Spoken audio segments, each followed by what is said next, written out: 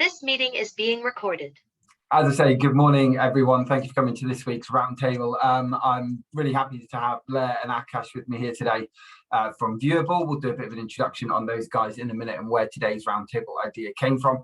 But obviously what we need to be doing, and the idea behind today's roundtable, was to get talking about voids and to get talking around what we can be doing. Because I think people have been trying the same thing for a long time. We've been trying a number of the same ideas.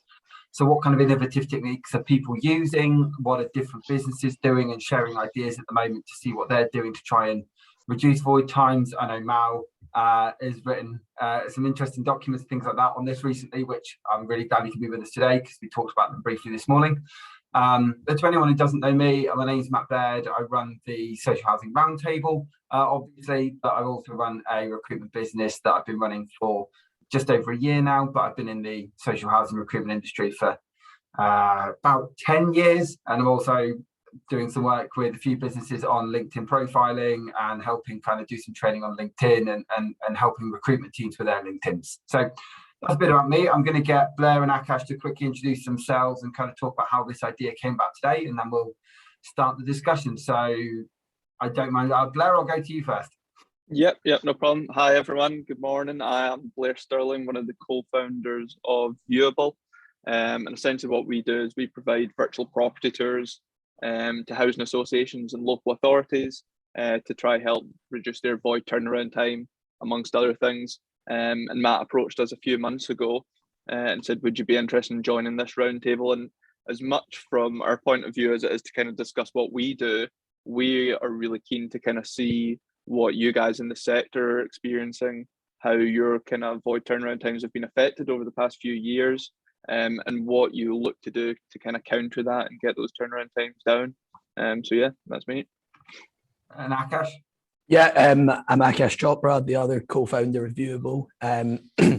Just to reiterate what Blair said, as much as we are keen to discuss what we do, it's also important to us to find out, because we're fairly new to the sector, to find out more about current operations and how it's going and how different housing associations and local authorities handle the sort of whole void process, and obviously the significance of what's happened over the past couple of years through the pandemic and how the recovery from that's looking. So yeah, thanks guys, thanks for joining me. Obviously we've got some specialists on the course, on the meeting today that are far more specialists than I am.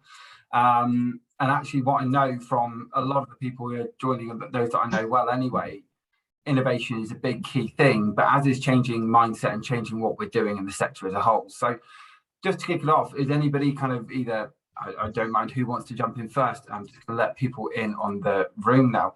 Anyone who hasn't been on the roundtable, so we'll do a couple of quick bits of housekeeping. Please use the reactions, hand raising if you want to come in at any point, or alternatively raise your hand if you're on video and I'll bring you in. And by all means use the chat as we go along as well. But Mal, I'm just going to bring you in based on our kind of brief chat from this morning, because I just found what you said really, really interesting. I know you and I have run some of these roundtables before together as well, so it's great to have you on board. I know you're doing some work with Bromford at the moment, aren't you, in terms of improving turnaround time. So what does that involve? Yeah, so good morning, everybody. My name's Vuabl. So I've worked in and out of the sector for, I'm going to show my age now, nearly 30 years now. Worked largely in asset management. Last decade, really been involved in some senior management. And I set up on myself at the beginning of this year, just helping businesses, especially housing associations, do some strategic work, largely focused on assets again. And I've been doing some work now with Bromford for the last couple of months, really looking at their responsive service, and now moving on to what we're calling empty homes, really. So like many providers, they moved into the pandemic and they had a golden opportunity in the pandemic where they saw their number of voids come down.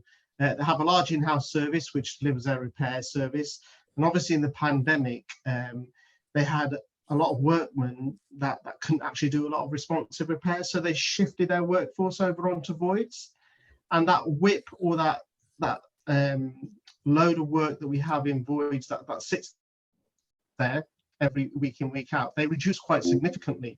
And as they've moved out of pandemic, they've seen their void numbers go up again, and they've seen that turnaround starting to slow again, and that chestnut come back to haunt them really about getting voids over. So they've asked me to do some work around voids, and it started with really the typical asset management thing is how can we repair these properties quicker and get them back to our lettings teams. And I've taken a completely different approach to that. We've gone back to exec and we're now talking about, the first thing we started to talk about, and it was quite easy at Bromford because their language was slightly different, is the language we use. And we looked at what are voids, what are empty properties, and we had a really good discussion, and we came back to our social purpose as a landlord, or Bromford social purpose as a landlord, and it's about putting people into homes, not voids. Nobody understands the term voids. It's an empty home. It's somebody's empty home. And when we started that language and we brought that down to the teams, the delivery teams, and I think everybody on the call will be aware, voids in housing associations is a part of the business that touches every part of the business, almost from finance to lettings to allocations to repairs and maintenance to our customers. And we changed that language to empty homes. These are empty homes. A part of our social purpose is to put people into homes, some of the most vulnerable in society into homes sometimes. So when we started that language with the teams, it put a whole new different look on voids, on empty homes, I should say, and what we do with them. No longer was it a case of, well, I've done my piece in allocations, it's now up to property, or it's sitting with the property team for too long.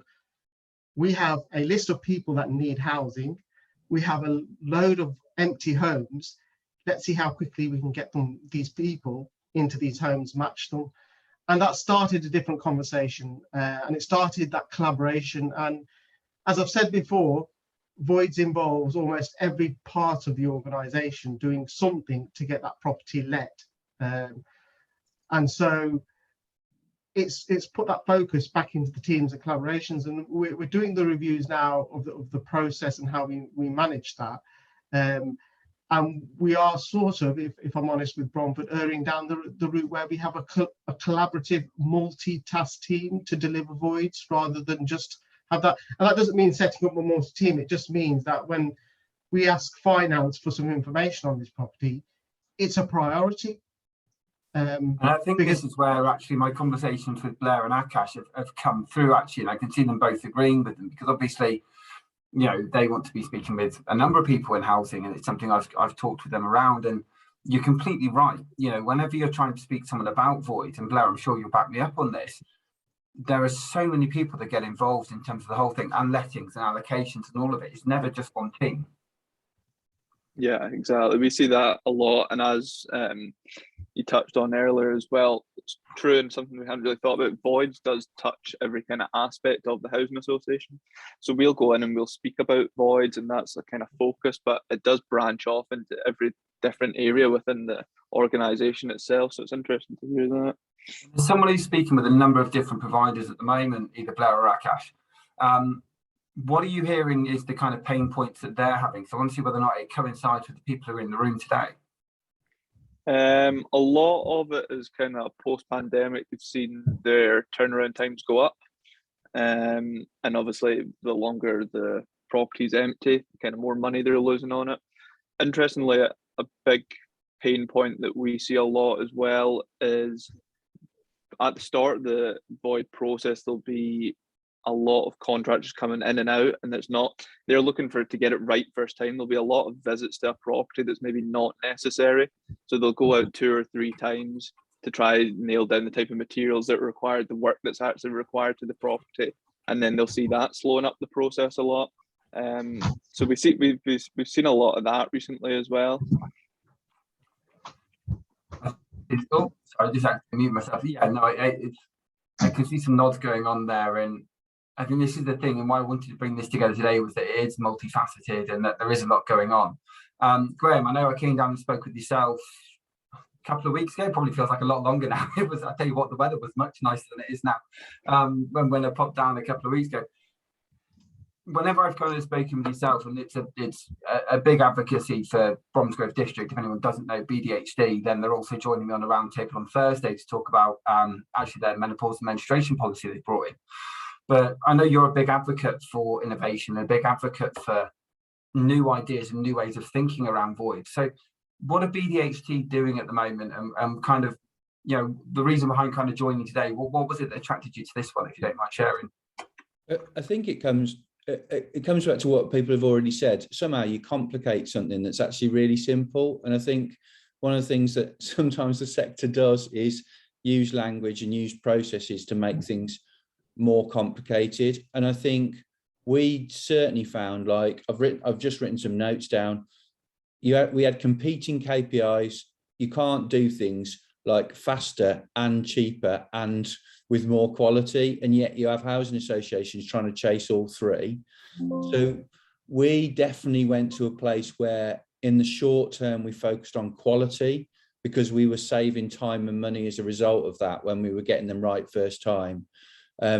Through the pandemic, you know, we've got an internal workforce, but we got so fixated on turning them around quickly, we were also spending a fortune on external contractors. So we actually deliberately decided to stop and make sure that we did them internally and did them to the best of our ability. So when customers move in, you have less repairs afterwards, you have higher satisfaction, you have less turnover. So I think that's where we were. And the other thing is, going back to the point that was made earlier, we just started to talk about key to key times, because otherwise you get different departments talking about, well, they've done their bit brilliantly. It's just all the others that are slowing it up. And I think once you get to a place where you get every manager of every function area to just focus in on key to key time rather than anything else, that's really helped us.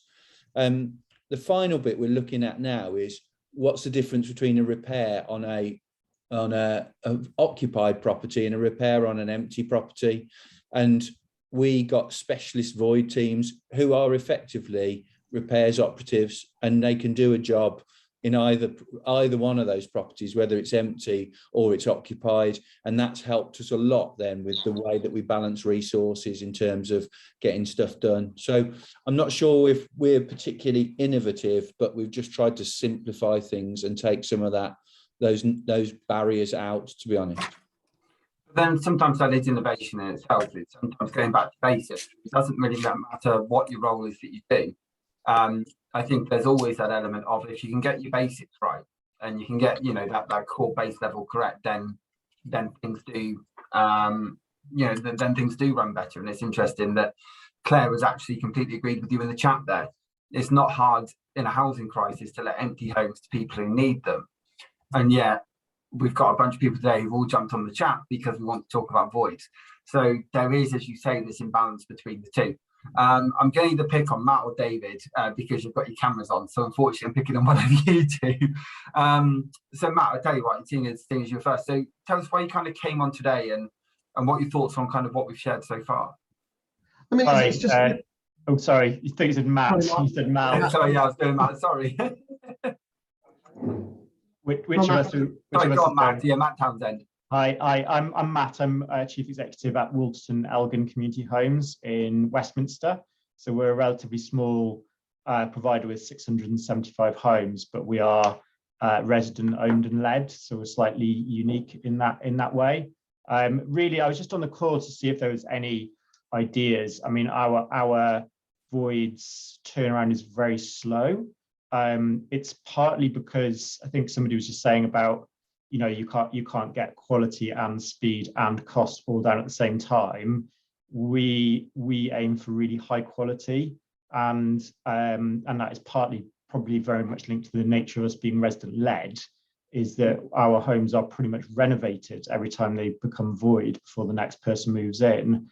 I think we're just thinking about this, whether, you know, there is a pressure on us to turn around the voids quicker, but on the other hand, the cost of doing that might be that we lose the premium quality that we get to before we put the next resident in.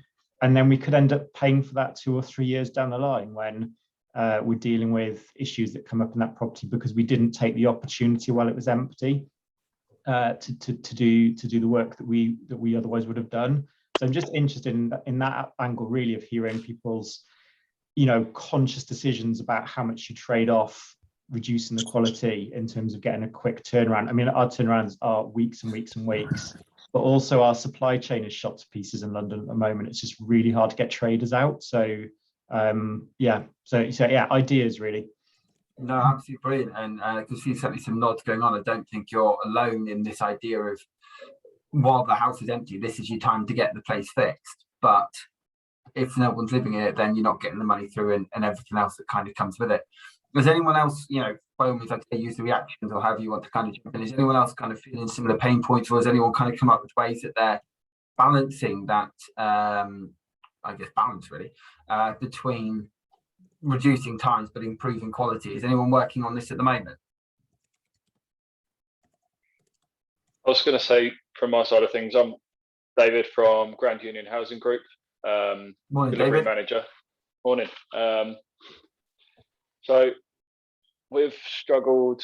We recently went to an internal team to deliver our void works. So we introduced that in 2019, November. And then obviously the pandemic kicked in and materials issues kicked in, staffing issues. And then just as we were getting back on top of that, energy crisis hits and it's another pinch point. Again, like everyone, I think we're just trying to balance that mixture of cost, time and quality.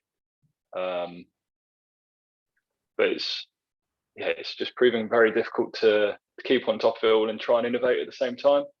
I think possibly there might be the same feeling for a few others here. Graham has mentioned in the chat there, David, that there's finding that balance between, if you're letting them at social rent, the balance between void rent loss and quality is better. Once you're in affordable rent territory, it's a difficult decision. Are you doing both over at Grand Union? Yes, we have a near market rent group. We have general needs. It's still quite difficult with what we have as our repairs and sort of void standard, our quality there, to meet that just at the general level and get a good turnaround still, along with dealing with energy issues and just general resource issues across contractors and internally. So it's sometimes we've had long lead times with energy meter supplies, swapping over gas meters, things like that, which just adds weeks and weeks on some occasions. So yeah, sometimes we do everything to the best we can, and then you get an outside influence you have absolutely no control over that just knocks you straight back again. So it's constantly trying to evolve to meet these different challenges. There seems to be another one just around the corner to come and give you another kick. Yeah, it's we are in that kind of world at the moment, aren't we? Where what is it? Monkeypox is the next one, isn't it? Yeah. Just like, right, let's see what this brings. Mal, I know obviously you've been working, and I know you jumped in on the chat a moment ago, with a number of different businesses. Is there anything you're hearing about companies that are doing anything particularly innovative or different? I think, again, I think we had the quick correspondence about collaboration, and when we raised it with a couple of providers I'm working at the moment, we did a lot of talking about how we collaborate between our internal departments. The really interesting conversation is, how do we collaborate with the outgoing tenant, and how do we collaborate with the tenant we've chosen to come into the property? And there are two, if I use them, spaces of time which seem to get ignored in the void. We get a key in, I pick up Graham's point, we get a key in and we look at a key out. What we don't look at is, I suspect, say, the majority of the cases, and I accept there are some where the tenant absconds or we don't know that the void's going to come up, but in the majority of cases we know we're going to get an empty home. So it's talking to that outgoing tenant about what they need and what we need from that property, which would shorten the time, but also is matching that tenant to the incoming and what they need. And not necessarily, we have to do a certain amount of work to make sure that the property is safe to let and that person can move in. but there are works that, again, picking up Graham's point, that we can do while the property is empty and while the incoming tenant is in that property. And that shortens some of the time period. But it's that communication then. It's picking up the point that people have said about quality and the longevity of that tenancy after we've let it. And that collaboration, the conversation that you have, the communication you have with the incoming tenant is really important to pick up those repairs. The challenge that a particular provider's got at the moment is they're trying to now lift their existing home standard. And the example I'll give in there is, so they're trying to install showers now in all of their voids. Before that, it was just a normal bathroom. You got 3 rows of tiles, typical social rent. But now they're trying to up the standard, and showers is a particular. The problem with that is it does extend the time, but it also lifts the standard. And the difficulty they're facing in that, what about all the other housing that you've got that you've not lifted the standard? And if you're going to do it on your voids can be anywhere between 4 to 10 to 12% of your turnover. It's a difficult way to do that. The other challenge they've also got is they're going down the net zero targets, and they're using empty homes, especially when they're doing internal insulation. And there's a whole conversation about how that extends that. I don't see those as empty homes. I see that as an investment program, and that's something you should really park to the side of that. If you're upgrading your stock, especially with net zero, you're making a decision to lift those at empty point. That's the right thing to do. Mm-hmm.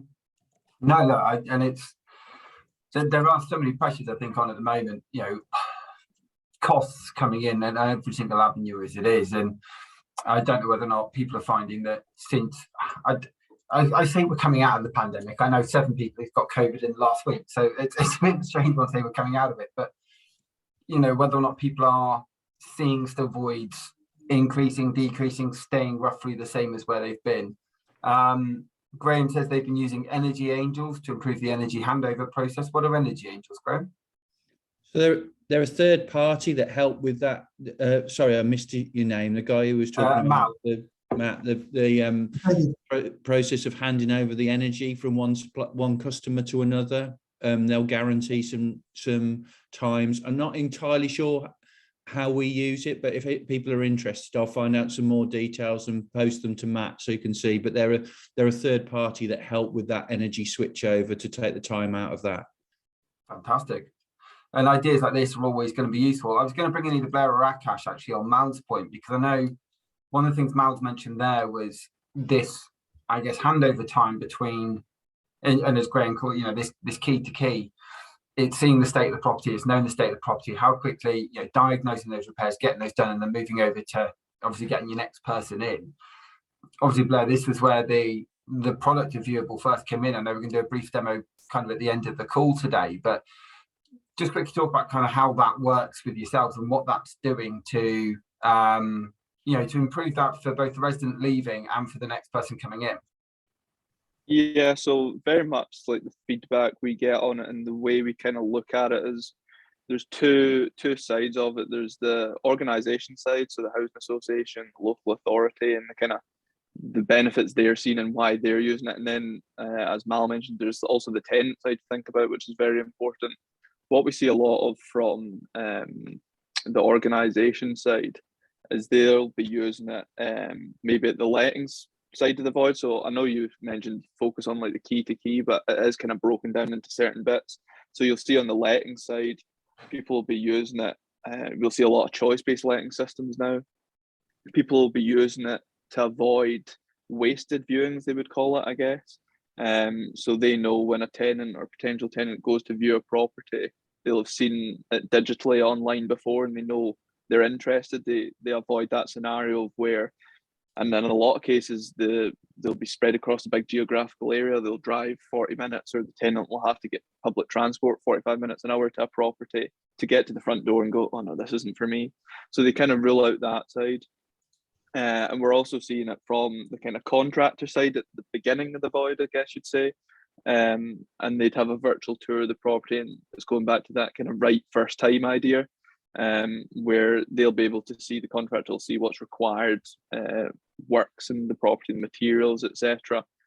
So we kind of see it from both sides of the voids process. And then I guess from the tenant's point of view, it's mainly just kind of making it easier for them to view the properties. As I said, they're able to do it digitally. It saves them money on transport, going back and forth to different properties. But just you've also mentioned it helps in terms of tenants moving in on their first day, haven't you? Because you've got that screenshot, also that video then of the quality of the stock on day one. Absolutely, and that's like works for tenant disputes as well. They've got evidence of the state of the property when a tenant moves in. They know when that tenant moves out and maybe contests a hole in the wall or something like that. And up till now, they maybe don't have that evidence. They've got that there as well. But just from my point of view, a question I had, I know we were talking about key to key, but within the voids process, say you broke it down to the kind of front end lettings and then at the very beginning, the maintenance, where, and it'll differ for different organizations, but where is the kind of time increasing, or what's causing the kind of the longer void times? Is it the kind of maintenance side at the beginning of a void, or is it the kind of lettings process towards end, or is it just a kind of mix of both? I know materials, contractors can be difficult sometimes, so just to kind of see where that increase in time was coming from. Guys, jump in on that one. I think from our perspective, we're seeing it in the letting side probably because of refusals, and you're right, is that what we'll tend to have is no one really has difficult to let properties to the same degree as they used to have, as we say, because of the shortage. But still, if there's something about the properties in terms of either size or location, or you can have multiple viewings, and by the time they've cycled round a few times, you suddenly find that you've had them repaired in good time, but it's taken a while to let them. So that's our personal circumstances. You know, we've got quite tight on the repair side, but it's actually the lettings part of it. Anybody else kind of similar, or someone else on the other side of that? Because I know Matt, you were mentioning Matt Townsend. You were mentioning obviously it's almost the repair side seems to be the delay. But David, I see you come off chat. Please jump in. Yeah, I was going to say we've had quite a lot of poor quality properties come back in the last year and a half. A lot of, unfortunately, sad circumstances where people have died and there's just been no one there no family or no contacts that are there to help clear up afterwards or anything like that. So we've had quite a lot of large clearances and properties where someone's not been coping for quite a while. And yeah, there's just a lot of work to be done in some of them. And that seems to be more regular currently than what it has previously.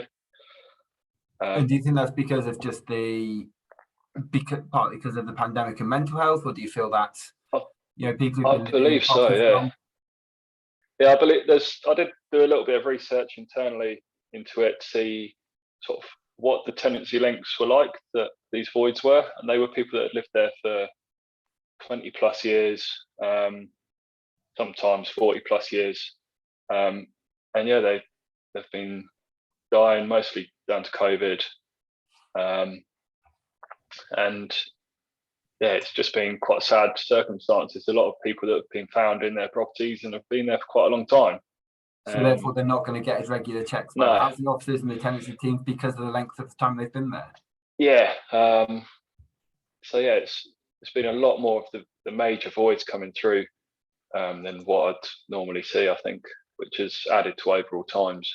And so you've got tenants ready to take the properties, but it's the repairs that are taking the time for yourselves. Yeah, there's been major works in a lot of them that have just really slowed things up. Really interesting. I mean, I know there's quite a bit in the chat there. I know, David, you've mentioned yourself about energy angels. You found it difficult when it comes to contract managing the past 6 months. The service is great, especially for the after services coming tenant, but it hasn't worked for us, and communication hasn't been what we've expected, and those Sarah's back that up. So it's always interesting to kind of see what people's different experiences with businesses such as those are. But I do feel that on that, it's and actually goes back to you up there, David, saying there's landlords ought to be more proactively managing during the tenancy, not waiting until the void to address the issues. And I think sometimes that's where the issue comes through. I don't know, like I say, having never worked for a housing provider myself, I don't know at what point, if someone's been there 20, 30, 40 years, how often, do you still need to be doing as regular tenancy checks? And I guess the highlight there from David seems to be that we do. And again, this ties into voids, because then if something does happen, how often are those kind of tenancy agreements being managed? Claire, just on that, I don't know if you're willing to kind of jump onto the chat itself, but is that something then that yourselves actively, I guess, continually kind of focus on? Is this idea of no matter how long someone's been in, there's still a lot of regularity there, or do you find it drops off after a time period?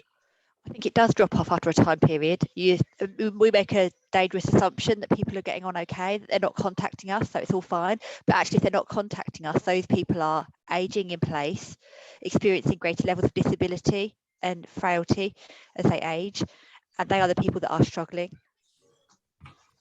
I know obviously at the beginning of the pandemic, every provider seemed to get in touch with every single tenant very, very quickly. It was a major urge, wasn't it, to make sure that everyone knew their tenants were safe? Yeah, but it doesn't seem to be part of housing management nowadays that we make proactive contact with our residents. Just to check in, are you doing okay? Is everything all right in your home? Can you cope? Is everything still ticking along nicely? Or are there any issues here that we could be helping you pick up? We can be helping resolve things for you. I know I worked with Alerta Call and did some work with them, because I bumped into them at the Housing 2021 last year, and a lot of their chat was exactly the same about that. A, it was partly net zero, but B, this idea that actually you need to have some way to continually engage with residents and engage with tenants, because it's very easy, as you say, to just kind of become complacent about the ones that, well, they're always paying their rent and they never complain about everything, so everything's fine. If they never report repair and they're always paying their rent and they're just completely going under the radar, they're the ones that when it comes to a void, it's in a dreadful condition because they've not been coping for a long while. Yeah, really, really, really interesting point, and one that I think is very easy to kind of become complacent on. In terms of, oh, sorry, I thought I saw something popped up in the chat there, it didn't. I know we've had a few other people kind of Param, Sarah, Yasmin, if you want to jump in at any point, please just kind of say, especially if there's something you want to share on the chat as to kind of why you joined us today and what you're looking for from today's conversation. But I guess my next point there kind of ties into this idea again. That I'm just using the term that Graham mentioned there, which was key to key. Is there anything more that anyone has been doing, particularly on the chat? And Mal, maybe you can help with this, because I know I'm only picking on yourself because I know you've worked with a number of organisations over the last year, to work more proactively. Because I know you touched on it there before, with tenants who are leaving, that isn't just making the phone call. Is there anything very kind of innovative you've seen from ways to engage with residents who are still in properties at the moment? And not with ones that are kind of handed in notice or leaving, but just in general, to know the state of the properties and the state that they're in. Yeah, just to pick up Claire's point as well, Matt, that there's an organisation where the asset team look at properties where there's been a high number of repairs. So anything over the average of 4 or 5 repairs, they start to look at those more actively, which may result in a visit. But they also turn that on their head. And they also started to look, so they're looking at one end of the spectrum. They said, well, why don't we look at some of these properties where there's been a tenancy for 10 years and nobody's reported a repair? We can't believe there wasn't. And when they started to dive into those properties, they did find it was typically older tenants who were in those properties and said, oh, we didn't want to bother you, but they did need some repairs doing. And that's picking up David's point. It gets to the point where, unfortunately, if they pass away, that the property gets to a condition where you are spending a lot of money on it. So now they actively not only look at properties where there are high numbers of repairs, but also properties where there's been no repairs in a year or two, and then go back to those and see if the tenant's all right. And that's done in neighbourhood. They call them neighbourhood coaches. So the neighbourhood coach gets involved in there and just as a door knock and says that. And that's the key thing about collaboration and engaging, not only with the internal teams, but with your customers. Is that, we've had the whole discussion at one of the clients about increasing those neighbourhood coaches because they are of a value. And it's really hard to persuade exec teams to increase your establishment, but it's getting back to that, I use it again, our purpose as a social landlord. And not only taking on the responsibilities for our own steps, but then working... I even got a bit of a tune there. And working with our stakeholders, local authorities, and social services to look into the areas that we're looking into and engage those. So it does kickstart that. So that collaboration is key with this. And I think this is what we see, it's what we see on the news all the time, isn't it? Particularly if you've seen what's happening. I know we've seen the reports by ITV and ITN and others on what's happening with certainly some of the larger providers that have been highlighted in the news lately around really poor quality stock and really poor quality accommodation and things like that. And whilst on one side, don't get me wrong, it isn't good enough, it needs raising, it needs fixing. As David mentioned before, the void turnaround on that is going to be horrendous, and in terms of then, I know you've had someone living there and paying rent or whatever else, but trying to then, turn that place around so it's in a livable condition again that's actually available for rent and for accommodation. And I know it comes back to that very first point we almost made on the chat, which is that every area of housing is connected to voids again. And Param, I've just seen you come off the chat. Do you have a point to raise on this one? No, just I thought I'd just show my face, but I've been listening intently. So I've just been listening, and we've been having quite similar experiences with the turnarounds, especially with like meters and stuff like this when it comes out of your control. Where do you join us from today, Param? Lotus Sanctuary. Oh yeah. Yeah, Wolverhampton. So yeah, I'd work as a referrals coordinator. So basically just getting referrals in, assessing them, and then putting them into locations and areas where we've got support workers and where they're looking for housing. But yeah, so I've just been listening, and yeah, a lot of the similar issues that I've been experiencing myself, especially with like meters and stuff like this. So we tend to have it where we got everything ready for the property, like from the bedding, the goods, white goods, everything set up to a good standard, and then we come up with issues with meters, and then I think some properties we've had like weeks and weeks of delays, and it's just quite frustrating when it's out of your hands because it's got to be signed off by external bodies and everything. But yeah, so I was just thinking. What you find your biggest delay is actually just getting getting that thing, because like you say, I know that comes down to what do you think, what's causing those delays? Because as you say, you'd think they'd be pretty up to date. Yeah, well, I think it is when you kind of pick up a property that needs quite a lot of work. You kind of don't really expect these underlying issues to pop up at times, but it does. Also like boiler repair sometimes, when a property seems to be going smoothly, and then once you have to have a proper look at the check at everything. We've had bigger properties where we had to do boiler changes as well, and that kind of delays other properties that you have in there as well. Yeah, it seems like there's definitely a need to, as you say, get on top of that stock and find out. But evidently, sometimes when you're behind, trying to then play catch up is very difficult. It is, yeah. But yeah, those are mostly maintenance-wise issues that we've been seeing. But otherwise, turnovers are pretty decent, I'd say. But yeah, I usually work mainly in getting them assessed and moving them onto the areas. I'm working with the support teams and trying to get them into those properties in the first place. That's mainly what we do. But yeah, it's really good to hear like similar kind of experiences from all over all the other regions as well. So no, really good to have you with us. Thank you, Param. And I mean, it's quite interesting there actually. And Sarah's given a kind of a clap there. So, Claire said in the news coverage, Peabody actually discovered a tenant that laid in their flat for 2 years.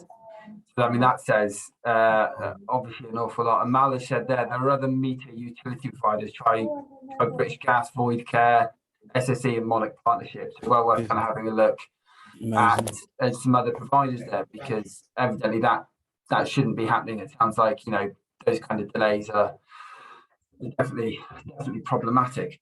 Has anyone else kind of, this is me kind of asking questions now, has anyone else got any other kind of points or question they'd like to raise to the group that we've got here today? Because evidently there's people in a number of different situations and different kind of thought bubbles. So if anyone's got anything they'd like to raise or question the group, then please bring something up. I was going to add into the mix resource issues. It seems that in the building industry in general, there's a lot of moving around of especially trades, and it seems even further a problem in social housing just because of the pay is generally that bit lower than what trades could get out on housing sites or working self-employed at the moment, because there is such a demand for builders and trades.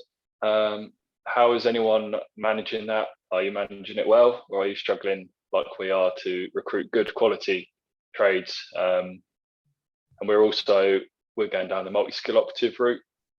So the idea is we can stick one tradesperson or two tradesperson in a void and they can do everything. Is everyone else looking at that kind of route, or are you going for single trades? Yeah, we've done that. We've moved to multi-skilled in our DLO. Is everybody using kind of apprenticeships and things like that? Because I know a lot of businesses are having to focus on that because, as you say, David, anybody who's experienced these days, because of what happened in the pandemic, just went kind of self-employed and have stayed self-employed since. But Claire, are you guys using apprentices then with those teams, or are you just upskilling your existing staff? We're still going through the process of transitioning our trade specialists to the multi-skilled model. So the apprenticeship piece is the next stage. Fair enough. It sounds good. And Graham, I know you mentioned earlier about kind of that disparity between your internal and external. Is that coming from a struggle to recruit? Oh, you're on mute. We got one. Sorry.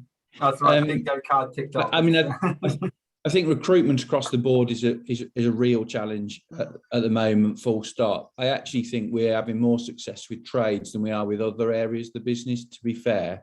I think a lot of our guys are coming off being self-employed and want the security of having an employer again at the moment. But we've definitely had a multi-skilled view all the time. But like I said at the start, we tended to have a voids team and then a responsive repairs team, and we're actually merging those so that we can be more flexible, so that if necessary, we need to turn a void round quickly, we can have 4 people in, and if the voids are slow, they go and do responsive repairs. Like we said, we're just changing our language about whether it's a tenanted or an untenanted property, it's just a repair. But we've always gone down that multi-skilled route.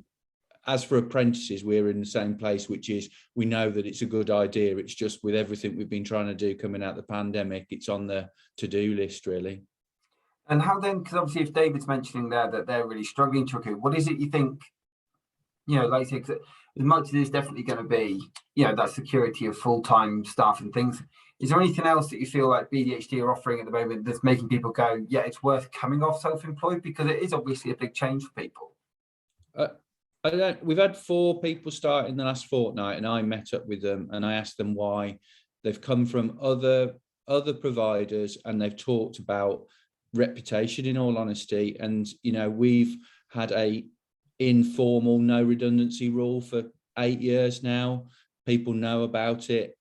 They like coming because they feel as though there's job security and we've got a good reputation. I'm not saying that's across the board. And like I said, in other areas, we're struggling to recruit. I think in repairs, we've got, like I said, we've got some providers locally, both local authorities and other organisations, where we seem to be getting people coming to join us at the moment. But I wouldn't be as arrogant to suggest that we got it nailed down. I think it's just that sometimes you get peaks and troughs, don't you? But at the moment, we're not really struggling to recruit in that area.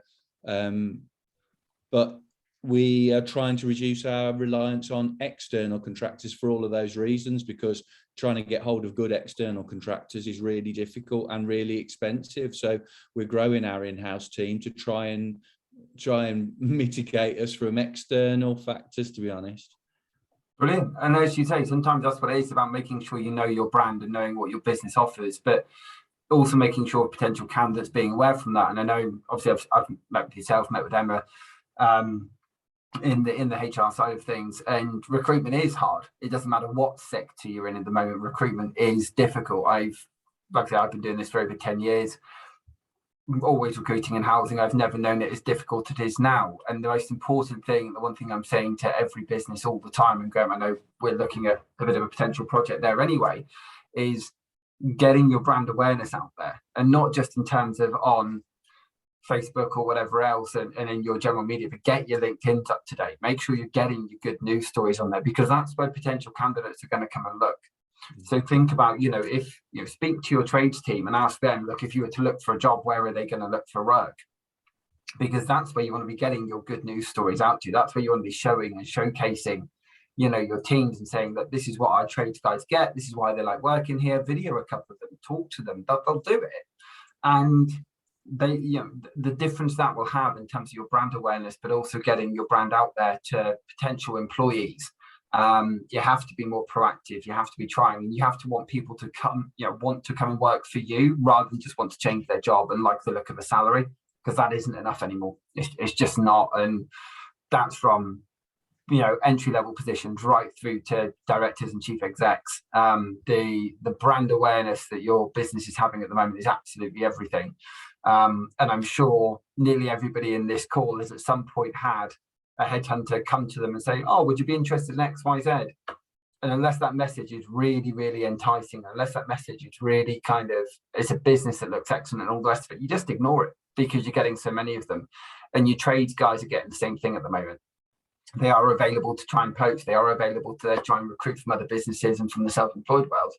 But your message and your branding has got to be absolutely spot on. And that's just my piece of advice on that. What I'm going to do is, I know Blair has got a very quick presentation before we then wrap up some of the conversation today. So Blair, if I just let you share a little bit about what Vuabl as a product actually is. And I'll be honest with you, for a little while I pronounced it wrong. So I'm glad that Vuabl is there now, because I obviously it's been great partnering with you guys, and the reason I did was because of the social conscience yourselves have got. And if you've ever seen my logo for the round table, I've got the round table logo, and then I've got the 4 jigsaw pieces.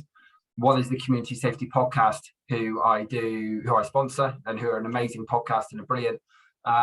Another is obviously Vuabl, who are with us today. So let me bring you guys in. So Blair, if you want to quickly show that would be excellent. So at least you can get an idea of why I wanted to partner with you guys on this today. Yeah, no problem. So what I'll do is I'll just show a few quick examples, and essentially these will be these are all voids at different periods.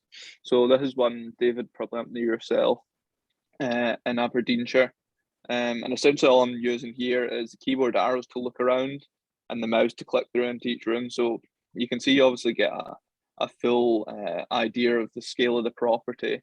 You're able to zoom in on certain things as well that can be useful. You just click through here. So this one was most likely used. So this is midway through works, but in a presentable condition. What they've been looking to do here, I assume, is capture the 360 tour mid-works, as I say, but it is still presentable and get ahead of the lettings process. They'll still then be able to show this to potential tenants and promote it that way. They employ a choice-based letting system, I think, and they'll then send that out via email. They can put it on their website, etc. A property of this size would have taken them less than 10 minutes to capture. Obviously, you get a good idea of every room as well. They've attached a floor plan to this one. You can see the utilities here, and that just allows you. This one's just an image of a floor plan. It allows you to obviously click into each room and navigate through the property that way. I'll go on to, what's this next one? So this is a home group one. I'm not too sure where this property is. This is more all the works have been completed. And this is very towards the end of the void. They'll be advertising this and not only using it as a way of attracting tenants or a way of allowing tenants to view the property. They would also use this in a case of any tenant disputes. This would have been taken just prior to tenants moving in, so they know the condition of the property and they can refer back to it. And with all the tours, what they're doing is they are also including it in their housing management system. So they can have as many properties live as they want at any one time. They're then able to quickly refer back to that. It would just be a link within a report or within anything to do with that property. That was one of the best things about it when I got talking to you, was that actually you don't need to have a whole new system. You don't need to have anything added on. It's literally because it's all saved on your own servers, etc. This is just links to attach with your own housing management system, wasn't it? Well, exactly. That's what we've tried to do. We've tried to make it simple as possible to integrate with their systems, because at the end of the day, you don't want to add another thing on where a tenant's got to come view it on our website or anything like that. That just complicates everything. And as soon as stuff's complicated, rightfully so, people lose interest. So that's a example of one that they'd be using for tenant disputes. And then this one here, this is Optival. They're based down in London. I think they're just going through a merger at the moment as well.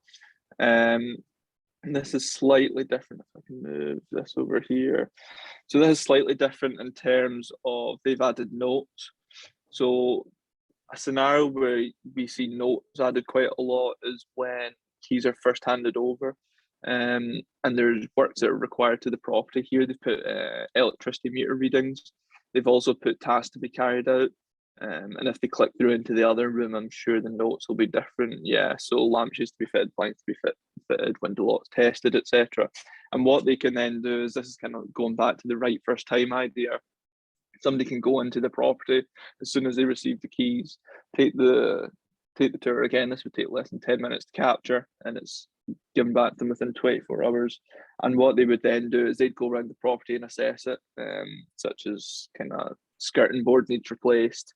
They'd then write that notes in, they'd write the materials required, maybe the costs, the type of trade that's required.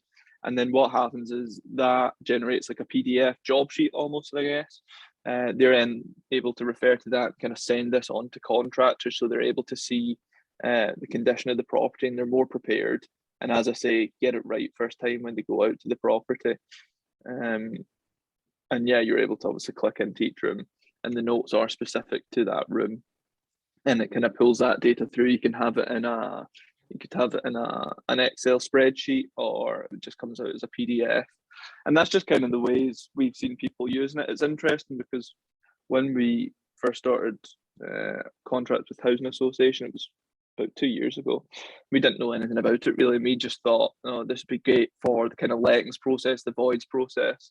But what we're seeing now is people are really innovative with it, and they add things in. So they'll add the notes in, they'll use it for that side of the void, they'll use it at the very beginning.